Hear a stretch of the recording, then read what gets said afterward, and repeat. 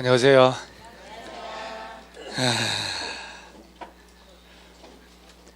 13페이지 도시개발법, 그렇죠? 6문제 나오는데 여기서는 한 4문제 정도 맞힌다 하고 하면 돼. 4문제 맞춰야 돼요. 여기는 뭐 6개 다 맞힌다 그러면 그거는 좀 과한 생각이시고, 그래서 6개 맞추면 4개 맞추면 마음 좀 편안해진다는 거, 공부가. 31번에 국토교통부 장관이 개발구역 지정할 수 있는 경우가 아닌 것은 이라고 되어 있죠. 이 문제를 여러분 지금 요거는 오늘 수업하는 건 아침에 이렇게 한번 책 한번 읽어보라고 했죠. 어려운 거 하기 때문에. 그래서 오늘 건 지난주하고 달리 좀 많이 좀 미리 봤어야 되는데 31번 문제 딱 보는 순간 그 5개 국토교통부 장관이 지정한 사유 딱 떠오르나요? 딱 떠올라야 돼요. 그 워낙 얘가 자주 나오는 주제이기 때문에. 답은 몇 번? 우리가 늘상 공법 배운 짬밥으로 해도 시장 운수가 감히 장관 찾아가서 어떻게 했다간 두드리 맞고 오는 거 알죠? 그래서 시장 운수가 요청한답니다. 시장 운수는 차라리 누구한테 요청할까요? 아니에요. 도지사 이렇게. 그렇지. 왜냐하면 구청장이 특별시 광역시니까 시장 운수 나오면 도지사한테 이렇게. 그게 이제 그런 게 이제 조금 되는 거 보면 여러분들 좀 공부 좀 하는가 봐요.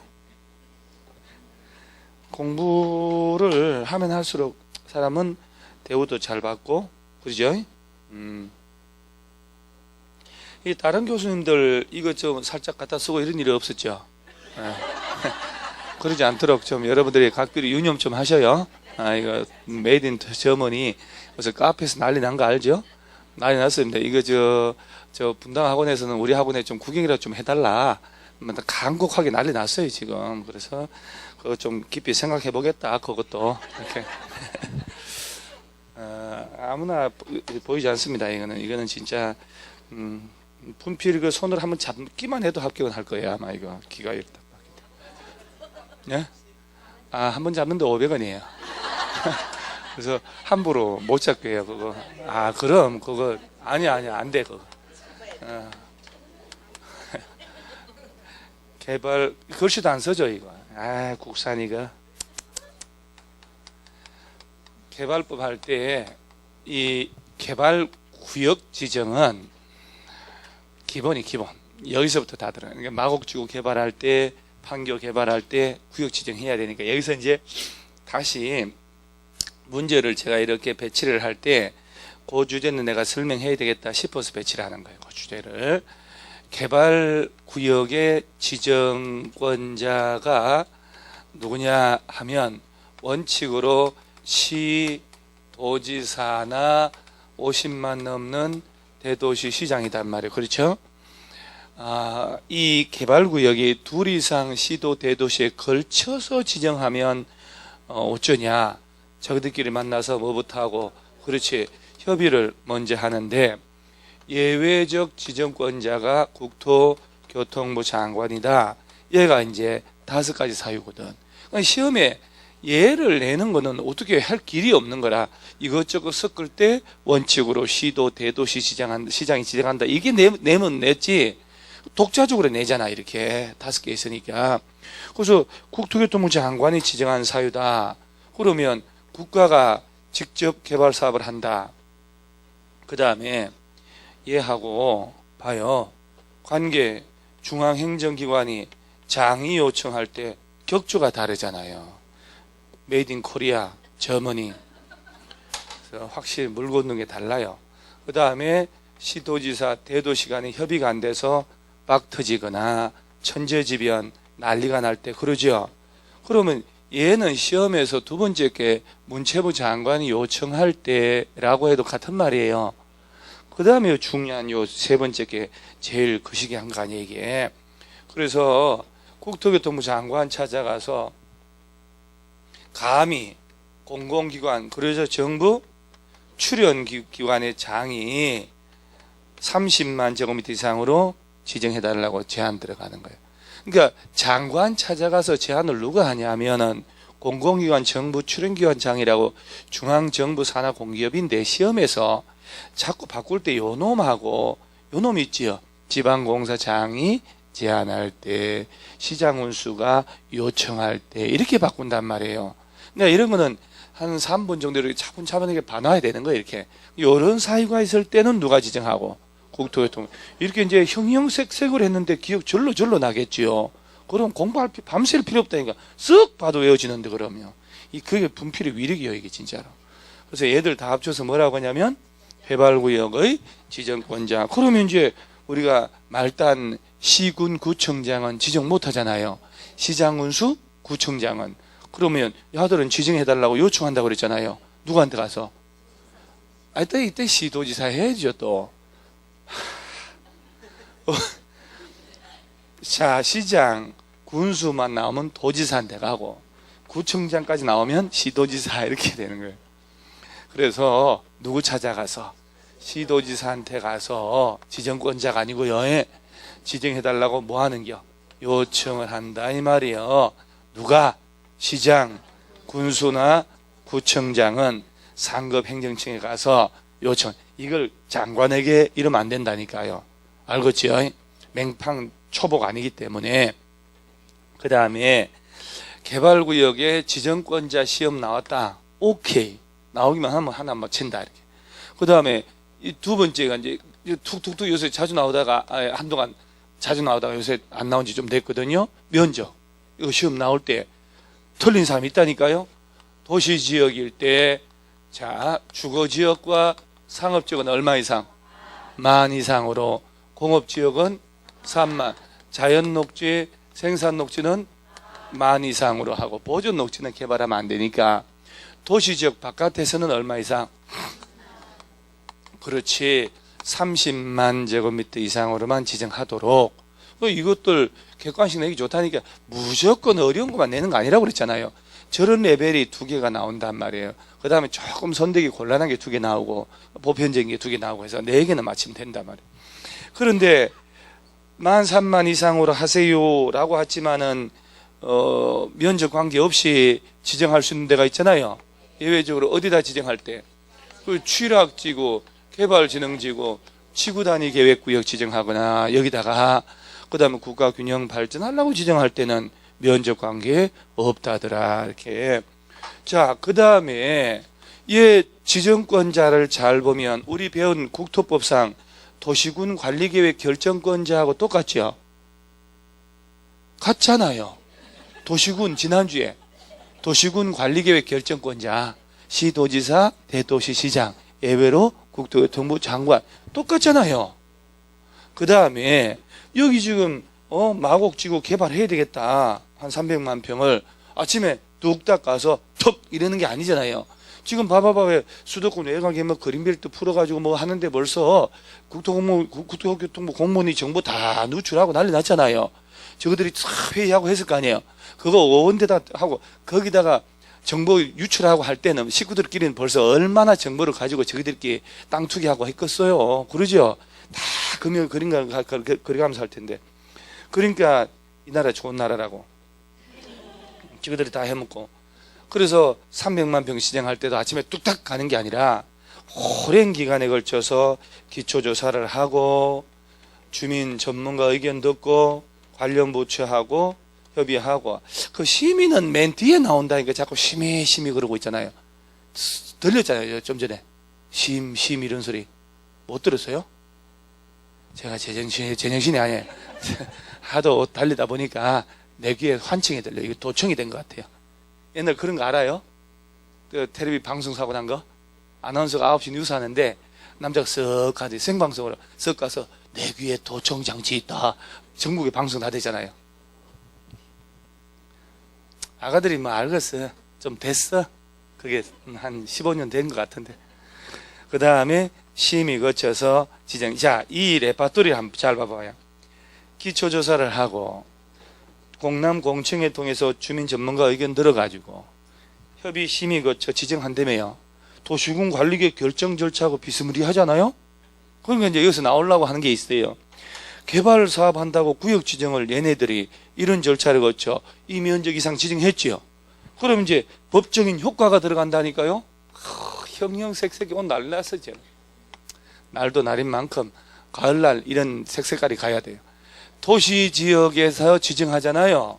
그럼 그 동네는 지구단위 계획구역으로 지정된 것으로 본다. 도시 지역이 아닌 곳을 지정했지. 그러면 그 동네는 도시 지역으로 바뀌고 동시에 지구단위 계획구역으로 지정 곳이 된 것으로 본다. 이렇게 되는 거예요. 그래서 도시군 관리계획 절차를 거칠 필요 있다고 없다고? 없다고.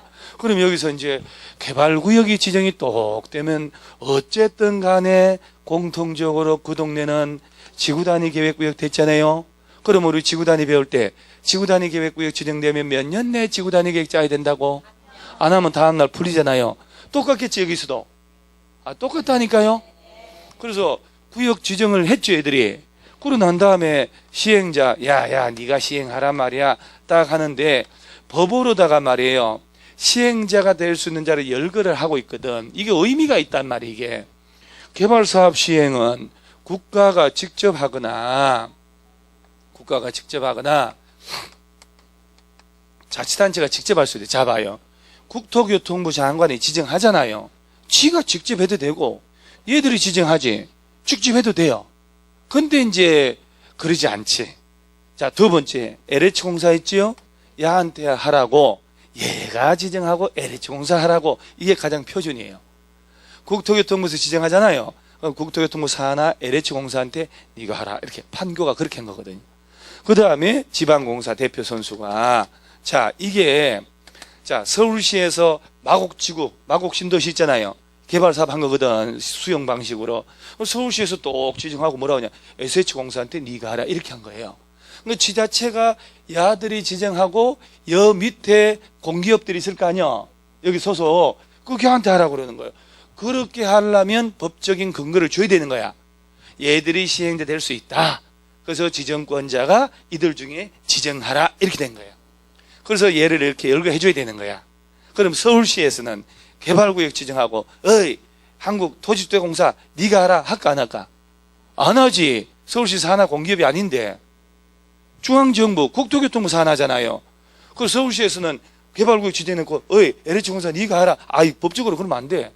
SH공사 서울하우징 서울도시개발공사 서울시 산하 공기업이 있다 이 말이야.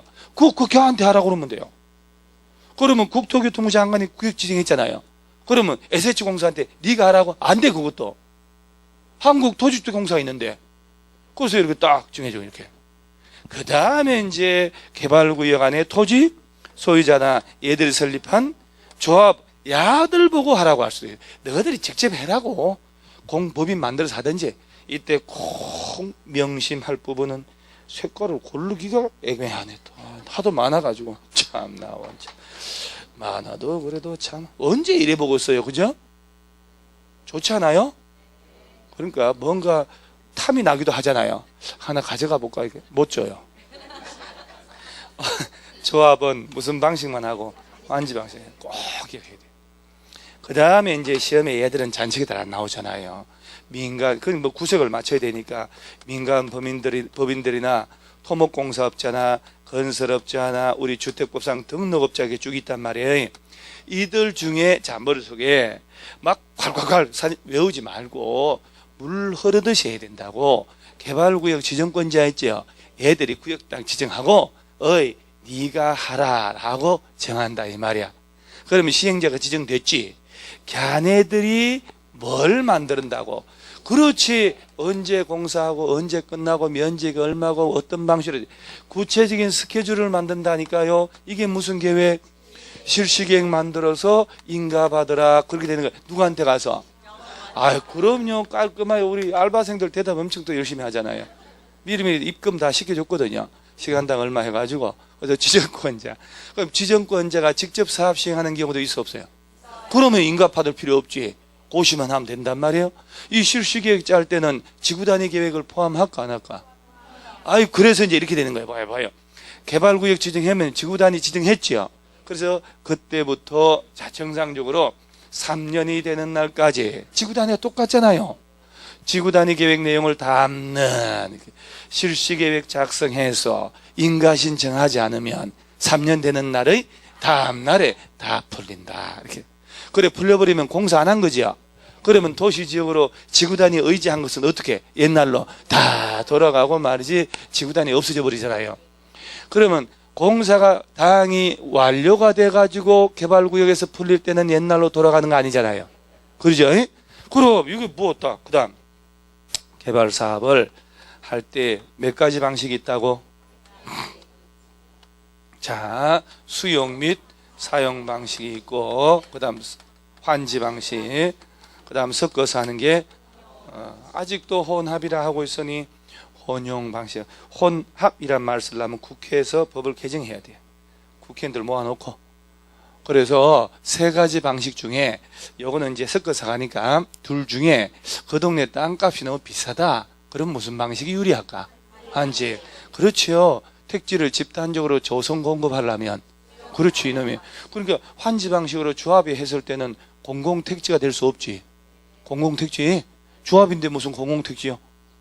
자, 그러면 개발구역의 지정권자 여기서 출발해가지고 어느 순간 칠판이 빽빽해지기 시작하잖아요. 자, 요 지정권자는 미리 개발계획 짜야 되죠?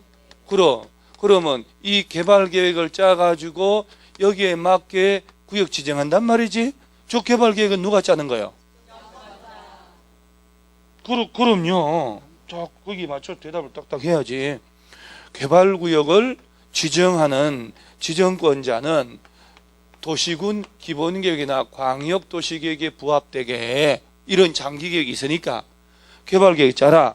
그러면서 이것 짤 때 면적이 330만 제곱미터 이상으로 할 때는 복합적 도시가 되도록 배드타운으로 되는 걸 막으려고 개발계획 짜야 된다.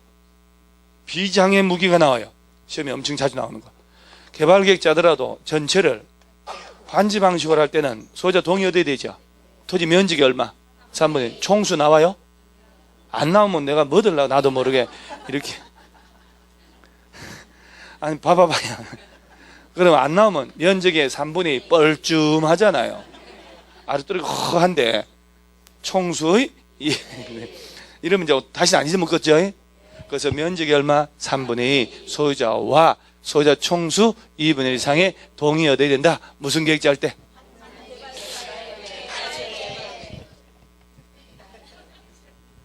개발계획 짤 때 무슨 방식으로 한다면? 환지 방식으로. 면적의 3분의 2 중요한 거 알죠? 3분의 2 총수 2분의 1. 근데 이제 국가나 지자체가 직접 하기로 했을 때는 동의 안 받아도 되지. 그래서 계획 짜고 구역 지정하는데 저 뭐 개발 계획의 내용인데 뭐 구역 지정하고 나중에 추가 넣을 수 있는 4개가 아닌 걸로시요. 그런 건 지금 할 수가 없어. 1시간 내에 끝내야 되니까. 동령할 때 하면 되고. 계획 짜서 구역 지정하잖아요. 그럼 그때부터 몇 년? 3년 된 날까지 실시계 인가 신청 들어가야 되는 거야. 그런데 이제 문제가 구역을 먼저 묶고 나중에 개발 계획 짜는 경우도 있지요. 아유, 이게 5개거든. 그 시험에 낼 때 답이 정해져 있다고 그랬잖아요. 답이 뭐요? 그렇지, 30%. 이런 대화가 돼야 되는데 너 열심히 하는구나. 네가 대답한 거지? 30%. 가만히 있어. 그래서 한번 띄워주려고 그랬더니 내가 너무 솔직하네. 그래서 먼저 묶고 꼼짝 못하는 취지를 이해를 해야 돼요. 저거 계획 짜서 안 그래도 소문나면 구역 묶이기 전부터 투기적 돈 다 들어가 난리가 나는데 지금 보세요. 그린벨트 푼다고 소문난 것도 있지요. 돈이 가격 묻지 않고 돈 쏠 테니까 땅을 구해달라 난리 난대요. 지금 돈은 언제든지 쏠 테니까 땅부터. 그리고 지금 현재 눈먼 돈이 엄청나잖아요. 지금 눈먼 돈이 어디로 갔나 몰라 다. 그죠? 자, 그래서 여러분들 꼭 합격해야 돼요. 그 돈들을 다 불러 모으면 돼요. 이리 오느라 come here. 그럼 다 일로 와요. 그래서 돈은 오라면 오거든요, 사실은. 그래서 계획 짜서 구역 지정하는 게 원칙인데 꼼짝 못하게 탁 묶어놓고 나중에 짤 수 있도록 해요. 거기가 바로 자연녹지, 아니요, 이러면 안 돼. 자연녹지, 생산녹지, 도시지역 외하고 국가 균형 발전하려고 묶을 때 하고, 그 다음에 이제 개발구역 대상지에 주거, 상업, 공업지역 땅의 합계가 100분의 30도 안 되는 거, 70% 이상의 녹지지일 때, 그 100분의 30이야 기하가 답이란 말이에요. 그래서 먼저 묶고 나중에 개발 계획 짜는 경우도 있다. 그럴 때는 몇 년 내에 이걸 짜야 된다. 안 하면 실효된다. 2년 그러죠. 2년 내 수리고시 안 하면 실효되는데 이걸 짰더라도 또 몇 년, 3년 내 실수계 인가 신청 또 올라가야 돼요. 그래서 여기까지. 여기 시험에 무조건 두어 문제 나온단 말이에요. 흔한데. 자, 그러면 31번은 콜. 32번에 개발구역 지정과 그 효과 바르지 못한 건데 조금 어렵다는 거. 1번이 틀렸는데 1번 여러분들이 평소에 안 해오고 있는 거거든요. 볼게요. 개발사업 시행하고자 하는 구역의 면적이 100만 제곱미터 이상이면 구역 지정할 때 공람기간 다 거치고 공청회까지 가야 된다. 면적 얼마 이상? 100만 제곱미터, 330만 원 여기서 나오는 거예요. 이거. 그래서 거기다 그렇게 넣는 거예요. 330만 이상으로 할 때는 자족도시가 되도록 개발계획 짜라는 얘기예요. 그 다음에 여기 100만 이 공람을 다 하고 공청회까지 해란 얘기는 면적 얼마 이상일 때 100만 제곱미터 이상일 때 요거는 뭐 가끔 나올 수 원래 이런 절차는 잘 안 나오는데 그래서 공람 절차 거치고 공청회까지 해야 된다 하면 면적 얼마 이상 100만. 그 다음에는 2번부터 볼게요. 도시개발구역 지정 고시된 경우에 해당 개발구역은 도시지역과 지구단위 계획구역으로 결정 고시된 것으로 본다. 오케이. 다만 도시적 외에 취락지구 지정된 지역인 경우는 그러하지 않다. 이거 기억나나요? 취락지구를 지정하는 목적이 있다잖아요. 자연취락, 집단취락지구, 그린벨트 이렇게 도시 외 지역에. 그래서 취락지구가 지정된 곳을 개발구역 지정하면 무조건 도시로 바뀌어버린다 그러면 취락지구 본연의 모습이 의미가 없는 거거든. 그래서 여러분요, 취락지구 지정된 곳에다가 개발구역 지정할 때는 도시적으로 바뀐다고 안 바뀐다고? 안 바뀐다. 그래. 그 다음에 3번 개발구역에서 건축물 건축, 대수선, 용도 변경 이런 거 할 때는 특별시 등 시장으로서 허가 받는 거 맞죠? 1번 틀렸으니까 맞겠죠? 여러분 개발구역 있지요? 이거 지정되면 국토법 개발행위 허가하고 똑같아요. 건축물 건축 등 공작물 설치. 이때 건축은 건축, 용도 변경, 대수선 다 포함해. 정비구역이 대수선 안 들어가지. 그 다음에 물건을 샀는 거, 이동 이용이 움직이기 어려운. 그 다음에 형질의 변경, 도속의 채취, 토지의 분할 플러스 중목의 벌채 식재까지 허가를 받아야 되고, 그 다음 개발구역이나 정비구역 지정하기 전에 인허가를 적법하게 다 받아서 공사사업 착수했지요. 그럼 턱 묶여버렸지. 기득권 보호할 때 얘는 30일 내 신고합니다. 시가와 조정구역 묶이면 3개월 내 신고하지만 개발구역, 정비구역은 30일 내 신고하면 기득권 인정합니다. 꼭 반드시 구분하셔야 돼요. 그 다음에 4번 지정권자는 환지 방식의 도시개발 사업에 대한 개발계획 수립하려면 환지 방식이 적용되는 지역의 토지 면적의 3분의 2 이상 소유자와 총수 2분의 1 이상 동의 얻는다. 맞죠? 다 설명한 거잖아요. 지금 답 다 알려주고 이렇게 하는 거. 실제 시험도 그렇게 했으면 좋겠구만. 문제를 구해다가 그죠? 40문제 딱 구해다가 그 너무 일찍 하면 또 기억 못하니까 한 목요일쯤 또 3일 지나면 또 해줘도 틀리니까 목요일 날쯤에 싹 이렇게 풀어주고 그죠? 야, 그러면 이제 학원 문 닫습니다.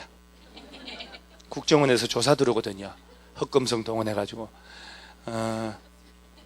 지금 여러분 흑금성 못 봤어요? 영화? 뭐 그 영화도 안 보고 선샤인도 안 보고 점수도 안 나오고 뭐 이렇게 차라리 뭐 보고 댕기면서 안 나오는 게 속 편하다. 웃자고 하는 거 알죠, 여러분? 그런 거 지금 보고 댕기면 안 돼요.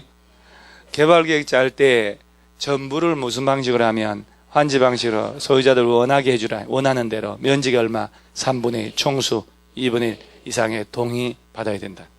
원칙이. 5번 자연녹지 생산녹지 지역의 개발구역 지정할 때 개발구역 지정한 후에 개발계획 수립할 수 있다. 그럼 이제 다음 페이지 넘어가면 자 33번에 시행자 변경 사유 다리 퍽퍽 떠는 거 기억나죠?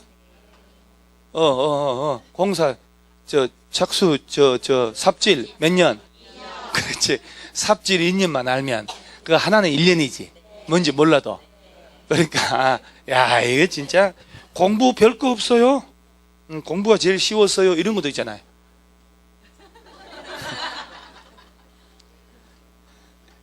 연분 여사 10시간 노가다 할게요. 10시간 공부할게요. 공부. 그렇지. 삼겹살집에 소뚜껑 10시간 저 소뚜껑 설거지 할게요. 이거 공부. 이게 낫지 않아요? 그럼요. 100번 낫지. 선선한 데서. 자, 잘 봐요. 이게 뭔 얘기냐면, 자, 여기서 다시 한번 정리해 볼게요. 시행자라고 열거하고 있잖아요. 그러면 지정권자가 시행자를 정할 때 전부 환지 방식이면 이 중에 누구를 우선적으로? 소유자나 조합의 지주들을 우선적으로 지정한다는 건 알고 있지요. 그런데 얘들이 개발계획 수립고 시후 1년이 가도록 지정 신청이 안 올라와. 위법 부당하게 올라와. 그러면 환지 방식이라도 얘들을 굳이 고집할 필요 없이 딴 지자체 등을 정해서 시행케 할 수 있다는 거 알지요? 몇 년이 가도 지정 신청 안 올라오면. 근데 정상적으로 지정 신청 와서 턱 지정해줬어. 지정. 그런데 야들이 지정해줬는데 몇 년 내 실시계획에 인가 신청 안 하면 변경을 한다는 얘기거든. 1년. 실시계획 인가 신청해서 해줬는데 실시 인가 해줬거든. 몇 년 내 공사 착수 안 하면 그래서 2년 그럼 밑에 거 틀렸고 1년 그럼 위에 게 틀렸다. 기억나죠?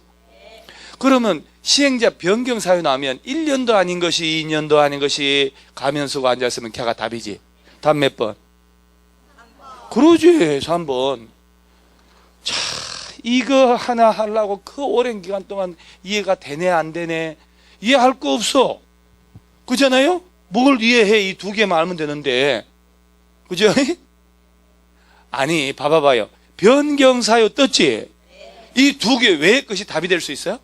부도 안 난 놈, 파산 안 된 놈, 뭐들로 바꿔?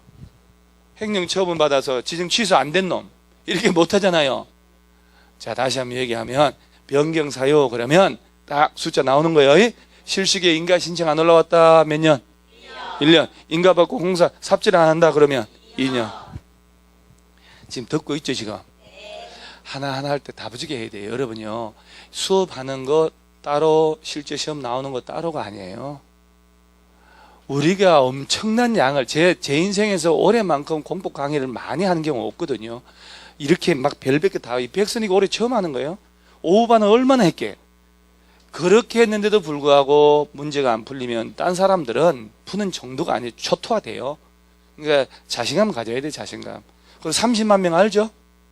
이번에 접수 30만? 무슨 얼찌문득 장군이요? 수나라 대군이 100만 명 왔는데 30만 명이라 그런가? 왔는데 몰수를 시킨 거 아니에요? 몰살. 아, 무슨 미친 거예요? 30만 명이 뭐요? 공중에서 시험에. 나라 미래가 없는 거야. 왜냐면 나라는 젊은서 30대가 제일 많대요. 사회 현상이거든요. 불안하고 취직 안 되고 너무 힘드니까 공인중개사에 의지하는 거예요. 그리고 부동산 집값 엄청 펑펑 올려줬잖아요. 저러기도 힘들어요. 서로 장단 맞춰가면서 여기서 푹 올려주고 푹 올려주고 자고 나니까 1억씩 오르고 웬일입니까 이게. 그러니까 부동산 중개업자 앞만 봐도 인풋도 없지, 재고도 없지, 그죠? 미수도 없지. 그 다음에 식당 차려봐요. 안 팔리면 다 폐기해야 되잖아. 치킨 튀겨야 되는데 부동산 중개업 그게 없잖아요. 근데 아무리 30대가 왜 이렇게 많아? 제일 많대요. 그 다음 40대. 30만 명이라는 숫자는 장난이 아니에요. 그러니까 공무원 시험이나 중개사 시험에 젊은이들이 온다는 것은 나라의 미래가 암울하다는 얘기거든요. 이러면 안 되거든요. 그래서 법적으로 20, 30대는 응시 못하게 해야 돼요. 너 어떻게 생각하니? 나라 미래를 위해 생각해봐라. 네가 이거 해서 되는 거 아니야 지금. 너는 지금 동대문 가서 스카프 팔고 뛰어다가 인터넷 사진 찍어가지고 머리핀 팔고 이렇게 해야 되는 거야. 그래서 브랜드를 만들 때 스타일 난다 만들어가지고 이거 지금 유명하게 해줘. 로레알에다가 4,500 받고 팔고. 그 사건 알죠?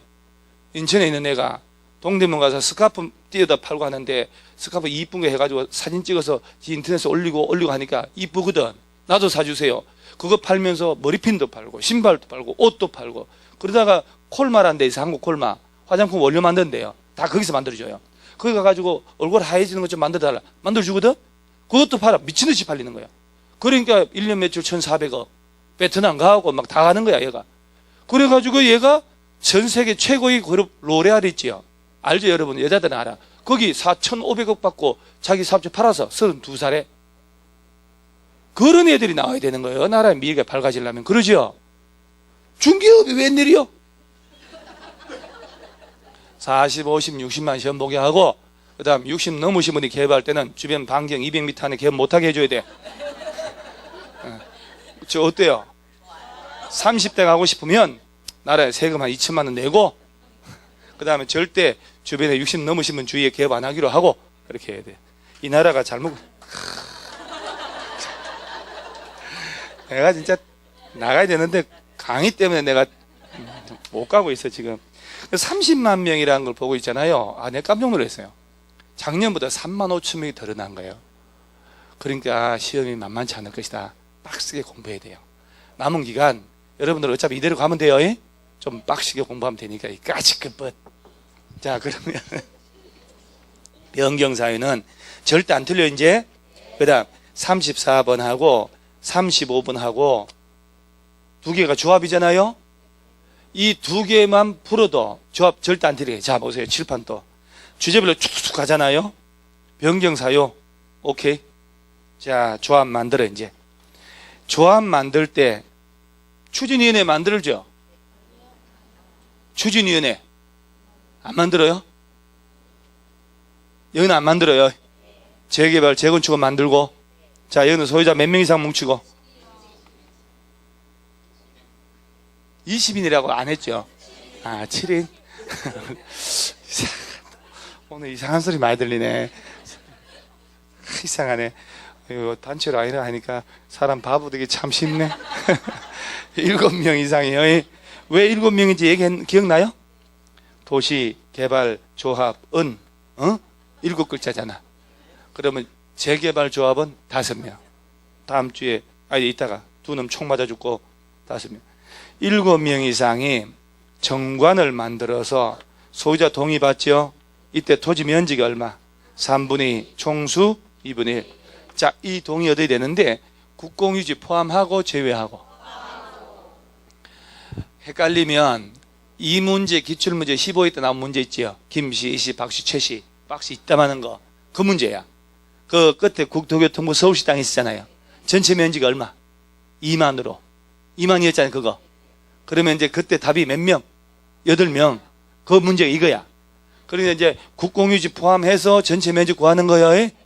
그리고 자, 제일 중요한 거. 누구한테 가서 설립인가 받고? 아, 이거 시군구 하면 큰일 납니다. 지정권자. 저놈. 그 다음 며칠 내 등기하고. 등기함으로 성립하는 거. 그죠? 그렇지. 이때 동의 안 한 사람들. 조합은 되게 안 되게. 당연조합은. 지상권자 등도 되게 안 되게. 안 되게. 토지 소유자만 환지니까. 그러면 34번에 쭉 특별할 게 없고 3번 보세요. 정관 변경은 대의원회가 총회 권한을 대행할 수 없고 총회 의결을 거쳐야 한다. 그러죠?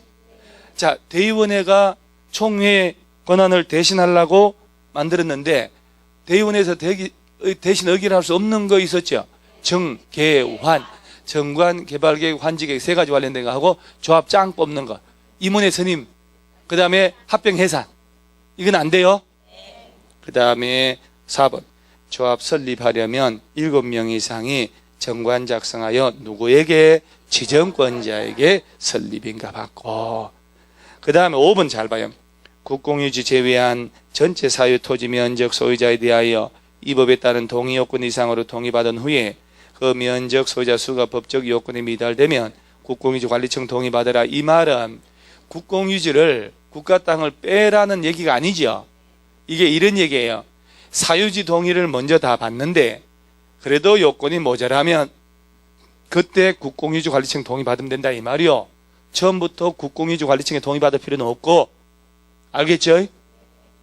그리고 옆에 핵심 정리 있지요. 아, 이거 진짜 이거는 절대로 줄쳐서 미친 듯이 소리내서 외워야 된다니까. 한번 볼게요. 조합의 임원으로 선임된 자가 결격 사유에 해당하게 되면 그 다음 날부터 임원 자격 상실하는 거 알아야 돼요. 조합장 이사회 자기를 위한 조합과 계약이나 소송에 대해서는 누가 대표하고? 감사. 그렇지. 입에 달아버려야 돼요. 감사가 대표하고. 조합 2번은 같은 목적의 사업을 하는 다른 조합의 임직원 겸할 수 있고 없고 없고. 의결권 가진 조합원 수가 50인 이상의 조합에서는 총회 권한을 대행하기 위하여 대의원회를 두어야 한다, 둘 수 있다. 둘 수 있다. 그 다음 대의원회는 총회 의결사항 중에 이 5가지 요거 제외한 나머지만 대행한다. 그래서 정관, 변경, 개발계획, 수립 변경, 환지계획, 자 정개환, 임원회 선임, 합병, 해산을 제외한. 그러니까 조합을 합병하고 조합장을 뽑고 이런 것들은 반드시 어디서만? 총회에서만, 대의원에서 후닥후닥 하면 안 된다. 나머지는 가능하다. 그러면서 35번에 또 옳은 것은 1.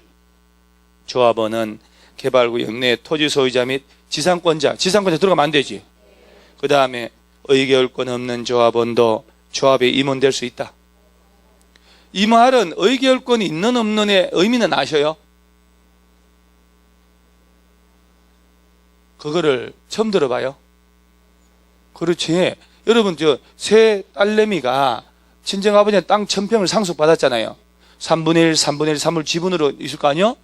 그리고 한 필지를 3명이 가지는 거 아니요? 그러면 의결권을 3개 줘요? 1개 줘요? 큰언니한테 하여튼 뭐 둘 중에 아무 큰언니한테, 이쪽은 안 내겠지 뭐. 그리고 큰언니한테 대표권 위임했잖아요? 이 큰언니만 의결권 행사한다니까 조합장 될 수 있다고. 나머지는 의결권 없는 조합원이 되는 거야. 조합장 이사감사 될 수 없다니까요. 그 다음 3번에 조합 임원으로 선임된 자가 임원의 결격사에 해당하게 된 때는 그 다음날 임원 자격 상실하는 거 맞죠? 4번 검거 이상의 형의 선고를 받고 집행 끝나거나 받지 않기로 확정되고 2년 지나지 않은 자는 임원이 될 수 없다. 자, 우리가 임원의 결격사유 있지요. 어리버리 삼총사 일단 여기서 말이에요. 공법상 결격사유의 첫 출발이 여기서 나와요. 그래서 도시개발조합의 임원의 결격사유, 그 다음 정비조합의 임원의 결격사유, 그 다음에 건축법은 없어요. 주택법의 등록업자의 결격사유, 그 다음에 지역주택조합의 임원의 결격사유, 이렇게 되는 거예요. 그런데 다 공통적인 게 여기 나오는 거예요. 공통인 게 어리버리 삼총사들, 미성년, 비성년, 피한정 후기는 세누하고 파산 선고받고 복권 안 된 자, 교도소 갔다 온 지 몇 년 안 된 자, 2년, 집행 유예 기간 중에 있는 자, 이게 여기서만 나오는 거. 그러니까 여기 그대로 정비법에 앉혀놓고 정비법에 하나 추가되는 거 있죠. 벌금 100만 원 이상 두드리 맞고 5년 되지 않은 자 추가. 그 다음에 등록업자 결격사유 할 때 여기 그대로 갖다 놓고 등록이 말소된 후 2년이 경과되지 않은 자, 지역 직장주택조합의 임원의 결격사유도 딱 중복해 놓고 선고 유예 기간 중에 있는 자, 이렇게 그 차이만 탁탁탁 알면 돼요. 너무 말이 빨라요? 1시간 만에 개발법 다 해야 된다니까요. 5번 조합장의 이사 자기를 위한 조합과 계약이나 소송할 때는 누가 대표하고 감사가 대표한다는 것. 자, 36번 실시계획 틀린 거. 자, 이 실시계획은 누가 만들고요? 사업시행자가 작성하여 지정권자한테 인가받고, 그런 표현들 지정권자가 직접 할 때는 고시만 하면 되고, 실시계획에는 지구단위 계획을 포함을 해야 되고, 그죠? 여기 실시계 인가 고시 떨어지면 도시군 관리계 결정된 것으로 본다 해야 법적인 문제가 없는 거라. 이때도 말이에요. 하나만. 국토교통부 장관이 작성하거나 인가할 때는 시도 대도시 의견을 미리 들으면 되고, 시도지사가 작성하거나 인가할 때는 아래 것들 시군구 의견을 한번 들으면 된다. 이 정도. 자, 1번 도시개발 사업에 관한 실시계획에는 지구단위계획 포함하고 맞죠? 2번 시도지사가 실시계획 작성하는 경우에 국토교통부 장관의 의견 들어요? 아래 것들 의견이 시군구 의견 들어야 됩니다. 그 다음에 5번 지문이 잘못하면 이거 메모까지 해줬는데 내가 지정권자가 아닌 시행자가 실시계 인가받고 사업비 100분의 10% 범위에서 사업비 증액할 때 지정권자한테 변경인가 안 받아도 된다는 거 기억나요? 이게 이제 조금 어려운 건데 사업비를 감소할 때마다 인식하면 안 된다.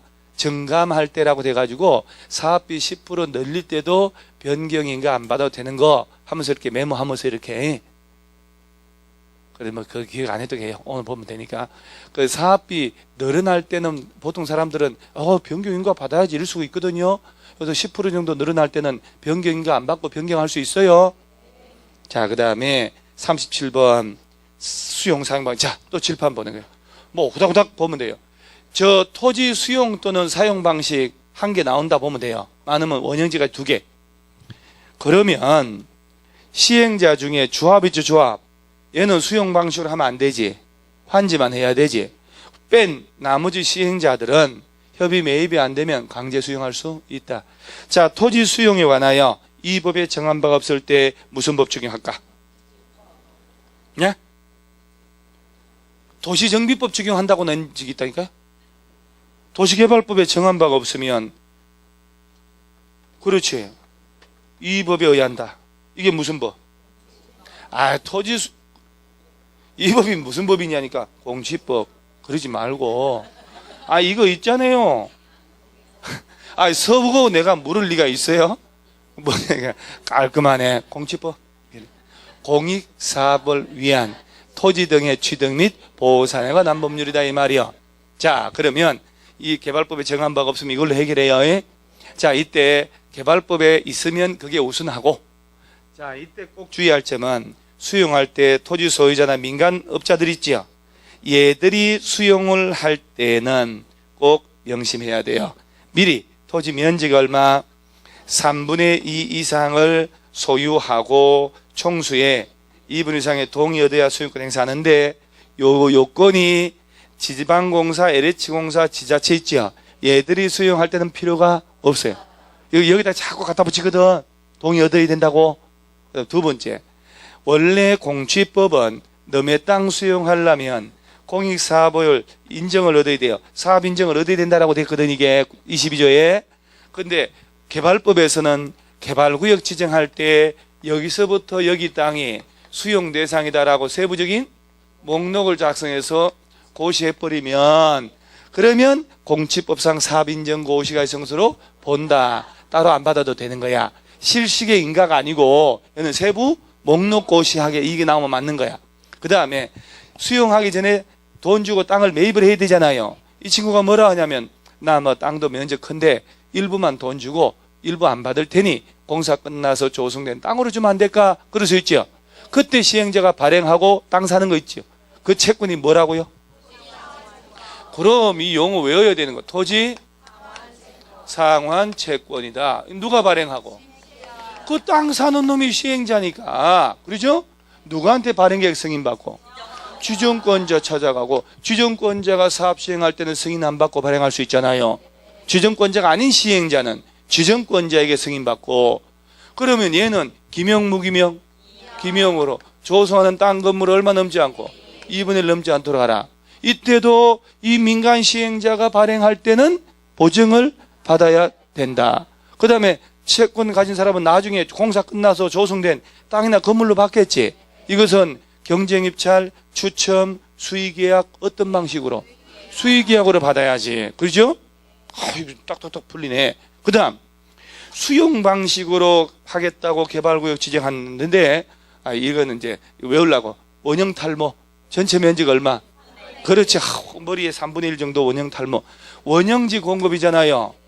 원형지 공급은 개발을 최소화, 형질 변경을 최소화해서 기반 시설만 갖춰서 저렴하게 땅 팔 테니까 와라, 이렇게. 이 원형지는 전체 면적 얼마 넘지 마라? 왕왕 나오거든요. 그러면 이 원형지를 공급할 테니까 국가나 지자체 공공기관 있잖아요. 얘들한테 주는 거예요. 공공기관 내려오라고. 그때는 수의계약으로. 그죠? 그런데 원형지를 공장 짓자, 대학교 캠퍼스 짓자, 그럴 수 있죠. 얘들한테 줄 때는 워낙 저렴하니까 경쟁입찰로 주자. 2회 이상 유찰되면 수의계약하고, 원형지의 가격 결정은 어떻게 하냐? 감정평가해가지고 최소한의 기반시설을 갖춘 돈은 플러스 해야지.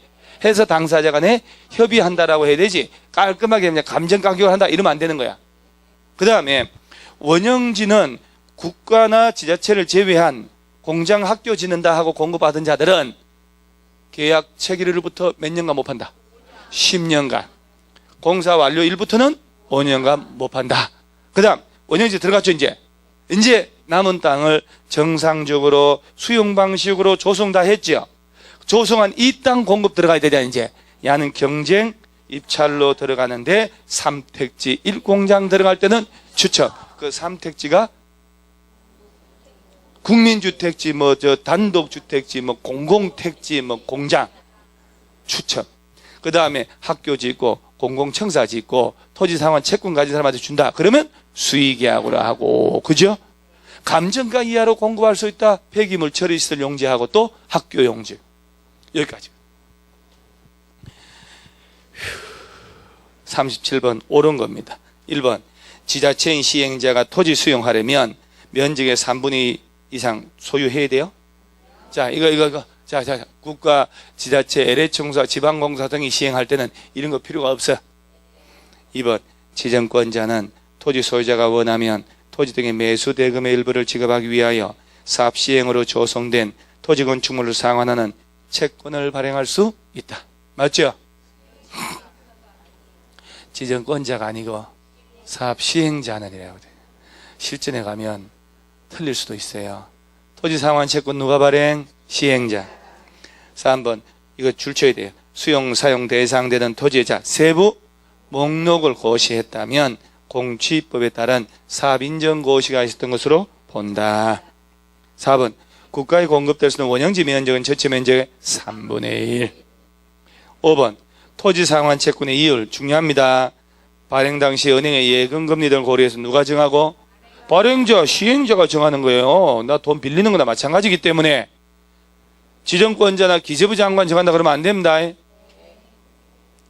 38번에 원형지 쫙 아까 얘기 다 했는데, 자 다음 페이지 넘어가서 4번에 원형지 공급 가격은 개발 계획에 반영된 원형지의 감정가격 한다 이러면 안 되죠. 원형지의 감정평가 플러스 기반시설의 설치비를 더해서 당사자 간에 협의하여 결정한다. 이거 훈련 많이 해서, 그죠? 우리 훈련 많이. 그 밑에 핵심 정리가 그거 한번 꼭 읽어봐야 돼요. 39번에 조성토지 공급 틀린 거 아까 쭉 얘기했는데 2번 안 볼게요. 단독주택 용지 330 이하의 조성토지는 추첨으로 분양할 수 있다. 3택지 아니요. 330 이하 단독주택지, 국민주택 규모 이하 국민주택지, 공공택지, 공장 그런 목적으로 줄 때는 추첨. 3번 일반에게 분양할 수 있는 공공용지를 지자체에다가 공급할 때는 수의계약으로, 그러죠? 공공청사 용지니까. 4번 수의계약 방법으로 조성토지를 공급하기로 했지만 공급 신청량이 공급계획에서 계획된 면적을 초과한 수가 있잖아요. 10필지를 수의계약으로 공공용지로 주려고 그랬더니 20군데 공기업이 왔단 말이에요. 우리 달라고. 그러면 어떻게 해야 될까? 그러면 답인데 4번이? 맞으면 틀린 게 아닌데. 추첨으로 해야지. 공공용지를 보세요. 10필지 주기로 했잖아요. 그런데 10군데서 오면, 그러죠? 수의계약으로, 그래? 교육청에서 학교 짓고 이렇게 해야 되는데, 공공청사 짓겠다, 공공기관 짓겠다는 업체들이 20군데, 30군데서 온다는 얘기지. 공공용지를. 그러면 경제 붙이면 안 되잖아, 그런 거는. 거기서 추첨을 하는 거예요. 그 다음에 5번에 폐기물 처리시설 동그라미 하고 학교 동그라미 하세요. 이 두 개는 감정가 이하로 공급할 수 있다. 뭐하고 뭐라고요? 폐기물 처리시설하고 학교 같은 거 지을 때. 그래서 오른쪽에 핵심 정리 같은 거 꼭 체크하고요. 자, 그 다음 또 칠판 보는 거예요. 개발 사업을 수용 사용 방식은 할 얘기 다 했어요. 여기 벗어나질 않아요. 자, 환지 방식을 할 때 환지 계획 만들어야 되죠. 누가 만들어요? 사업 시행자가 만들죠. 주로 조합이 환지 처분을 잘못했다. 행정심판 제기할 수 있을까 없을까요?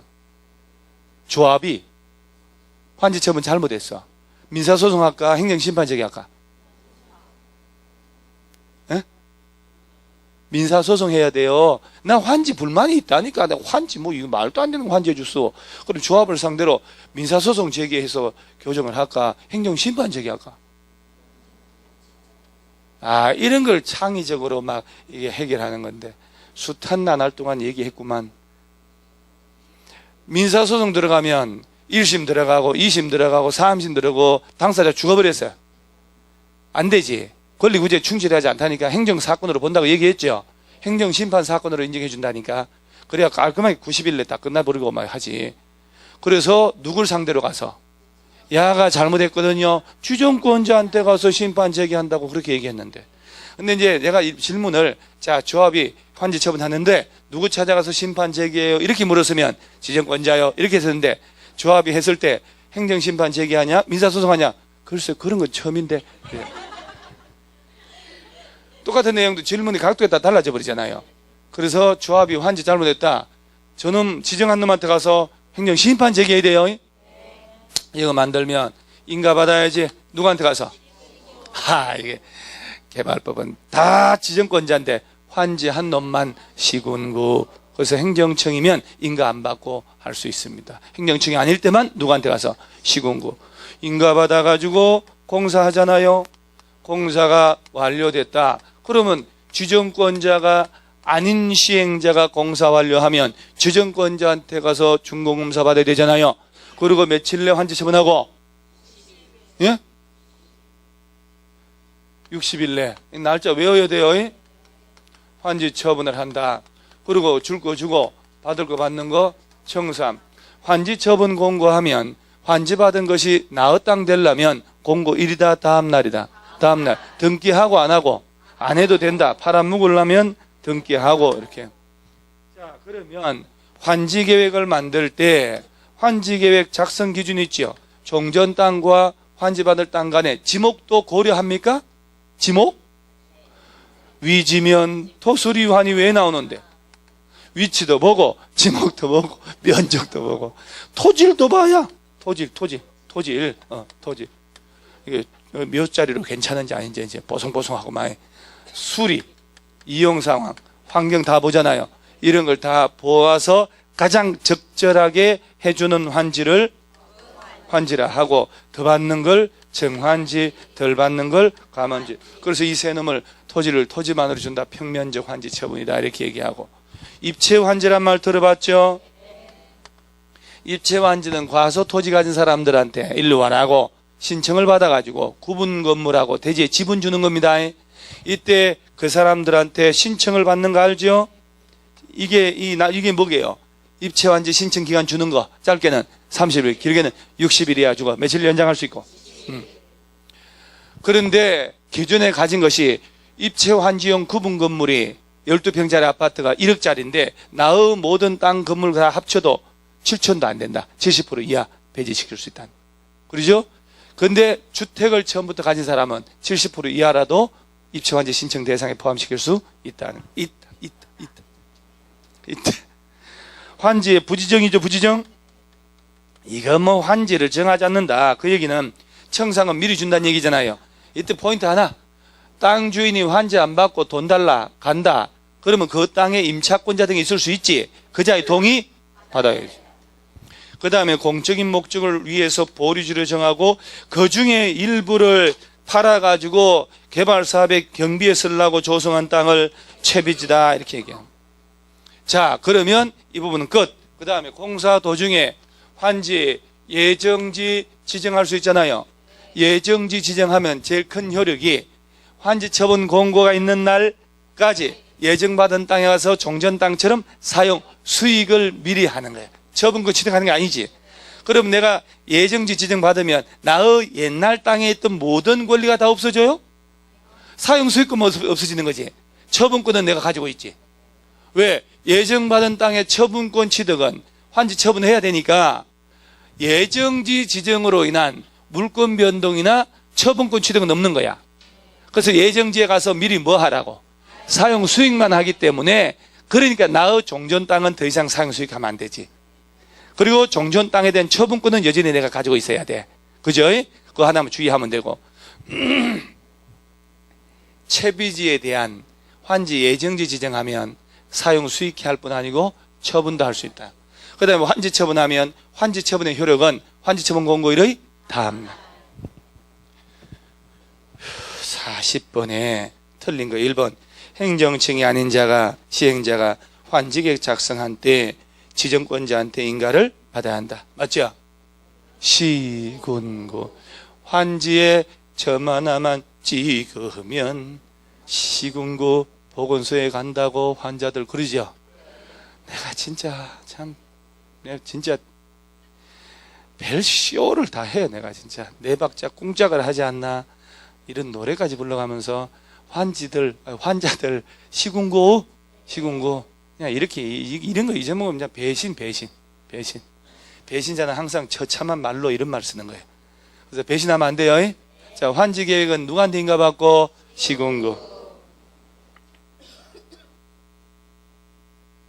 나머지는 뭐 쉬운 지문들 다 얘기한 거. 자, 41번 문제하고 42번 보니까 뒷골이 확 또 땡기잖아요. 여러분, 자, 일단 42번은 뭔지는 알죠? 자, 이거부터 이게 공법에서 계산 문제 있죠. 정말 뒷골 땡기는 계산 문제는 국토법에서 도시지역 안에서 지구단위 계획자 할 때 용적률 완화, 건폐율 완화, 높이 완화 나오면 그것은 선수들도 힘들어요. 그거는 이제 이상한 지구 주변으로 해성이 지나갈 때만 시험 나오거든요. 근데 이제 개발법에서 계산 문제는 이 둘 중에 하나예요. 근데 주로 42번. 자, 이거. 개발 사업을 100만 평 하잖아요? 그 중에 도로 만들고 공원 만들어야 되잖아. 그게 40만 평 필요해. 그러면 개발구역 안에 땅 주인들이 자기 땅에 가진 비례에서 40%만큼을 공공용지 제공하는 거잖아요? 이게 토지부담률. 이 토지부담률은 공공용지 제공하는 비율인데 50% 넘을 수 없다. 지정권자가 정하면 60%를 하고 3분의 2 이상이 동의하면 60% 초과할 수 있다는 거 기억나요? 그러면 토지부담률은 50% 넘게는 안 내겠지. 그러면 토지부담률 몇 프로냐 그러면 환지계획구역 전체 면적이 분모로 가. 그 다음 위에 가는 것은 보류지 면적에 공통으로 시행자가 가진 땅, 시행자에게 들어가는 공공시설 뭐 용지 이런 말 나와. 같이 빼주면 되는 거예요. 그거 알아놓으면 돼요. 그러면 그 토지 부담률 구할 때 박스에 뭐 보류지 면적, 채비지 면적, 청산 대상 면적 이런 것을 허수로 넣어준 거에 헷갈려 보이게. 그래서 분모를 환지계획구역 전체 면적 120만 넣고 보류지 60만을 분자로 넣고요. 에다 위아래 공통으로 시행자에게 무상으로 기획되는 공공용지 20만을 빼주는 거야. 그럼 100만 분의 120만 20만 빼서 100만 분의 40만 곱하기 100 해야 몇 퍼센트 나올 거 아니야? 40%잖아요. 자, 공식을 외우면 돼요. 어차피 저기 잘 들어보세요. 토지 부담률 구하시오 할 때 맨 처음 나온 거 50% 나왔어요. 그 다음 나온 게 40%였어요. 이거. 그 다음 말로 근자에 나온 거 45%. 그러니까 50% 넘게 안 내겠지요. 만약에 가로치고 지정권자가 인정했음 하면 55%나 60%가 답일 수도 있는데 그냥 분자가 분모에 얼마나 차지하는가 이 얘기잖아요. 절반을 차지하면 50%고 60% 100%고 진짜 그거는. 자, 일단 분모가 전체 면적이요. 분자는 보류지 공통으로 빼는 게 시행자 가진 땅이요.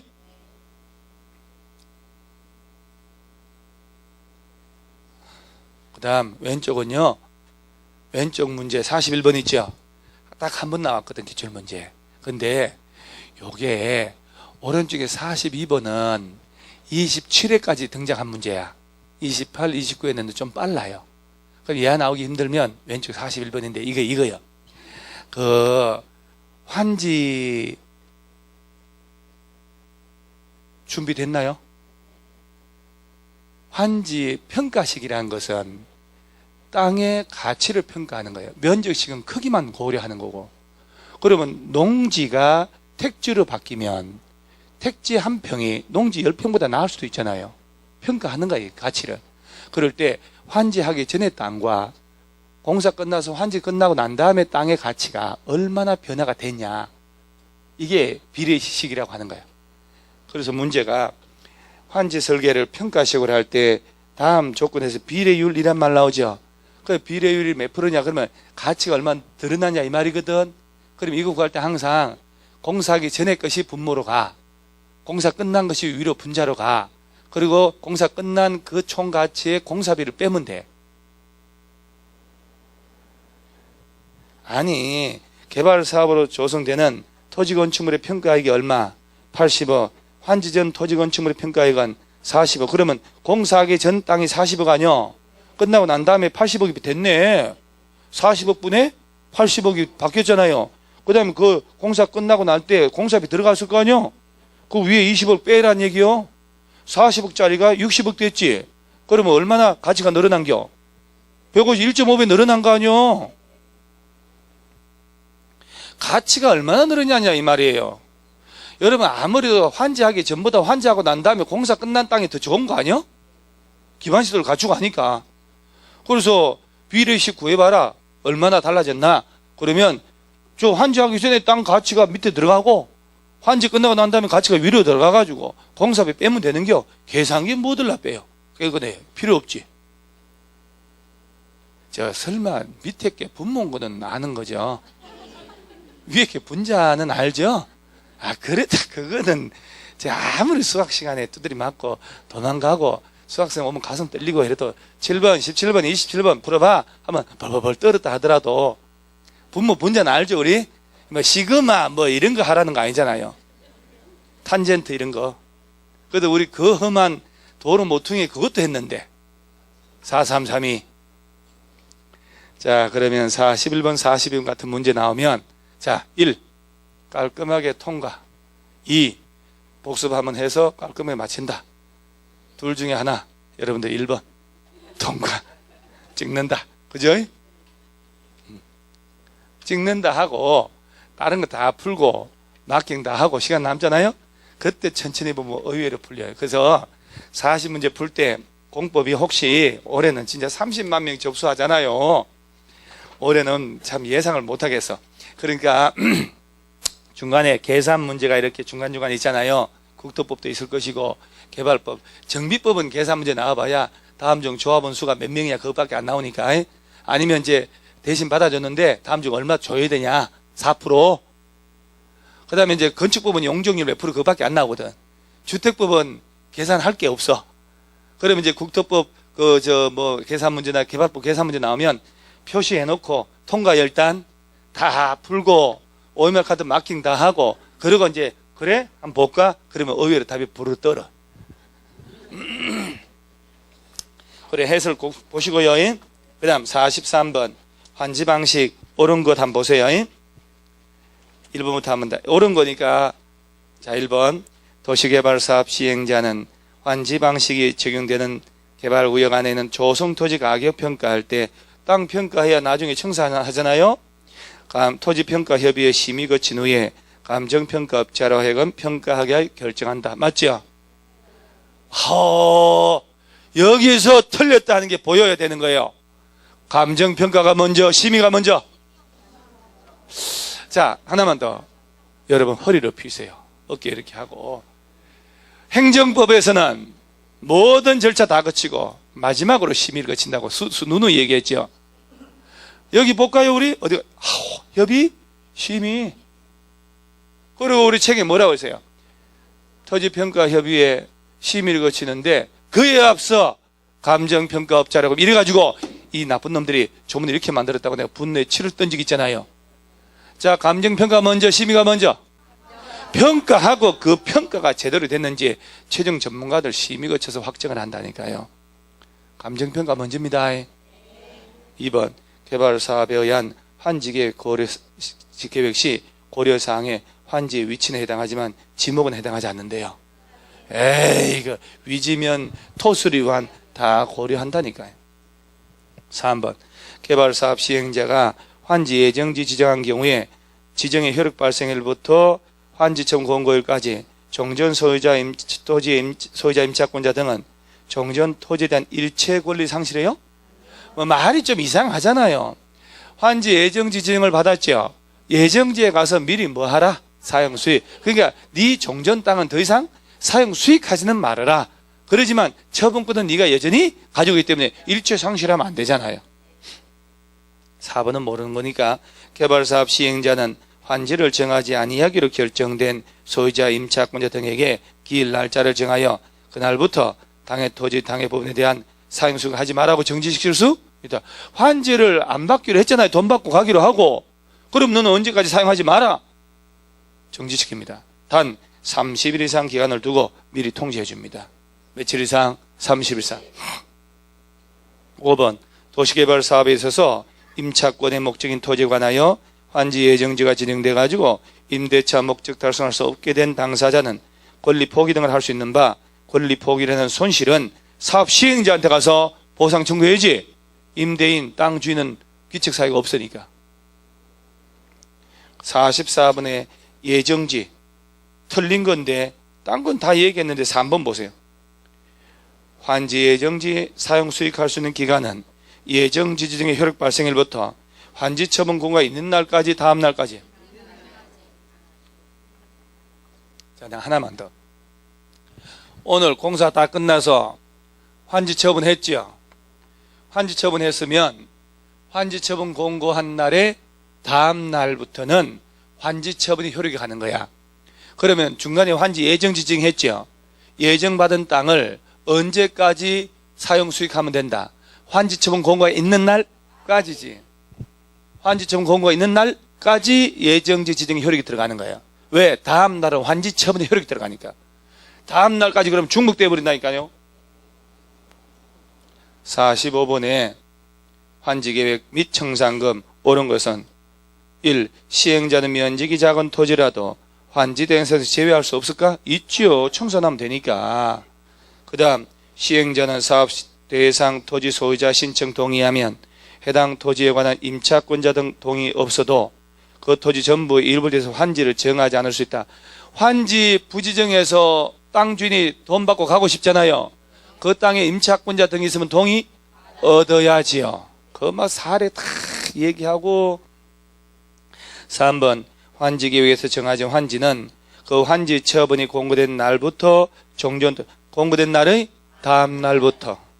4번 환지를 정한 경우에 그 과부족분에 대한 청산금은 환지 처분할 때 결정하고 환지 처분 공고된 날의 다음 날 확정돼. 이거 중요합니다. 자, 오늘 3월 1일 날 환지 처분하죠? 3월 1일 날 결정을 해. 확정은 다음 날. 그래서 주세요, 가져가라 하는 것은 환지 처분 공고한 날이 아니라 다음 날부터 확정되기 때문에 주세요 하는 거예요. 5번 청산금은 이자를 붙여 분할징수 교부할 수 있다 없다. 자, 다시 한번. 청산금은 일괄로 징수 교부가 원칙. 그런데 금액 크죠? 이자 붙여 분할징수 교부가 된다. 청산금 줘야 되는데 주소 거소 불명이다. 공탁한다. 청산금 달라고 하니까 배째라고 안 줘. 조합에서는 조합원들한테 강제 징수할 수 있다 없다? 없으니 징수 위탁 시군구에 가서. 그러죠? 그러면 강제 징수 해준단 말이에요. 100분의 얼마 주고? 4에 해당하는 위탁 수수료를 줘야 됩니다. 100분의 4를 묻지 않습니다. 50억 받아줬다. 얼마 주냐 하는 걸 묻습니다. 얼마 줘야 돼요? 자, 다시 물을게요. 100억 받아줬으면 얼마 줘야 돼요? 4. 50억 받아주면 소멸시효 몇 년? 5년. 공법이니까 5년. 여기까지예요.